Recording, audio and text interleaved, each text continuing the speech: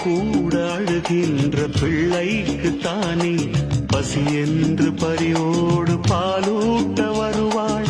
உன் வீட்டு கண்ணாடி ஆனாலும் கூட முன் வந்து நின்றால் தான் முகம் காட்டும். இங்கே மனதுக்குள் பல கோடி நினைவுகள் இருந்தாலும் உதடுகள் திறந்தால் தான் உதவிகள் பெறக்கூடும். கோழைக்கு காதல் என்ன, ஊமைக்கு பாடல் என்ன? ஓ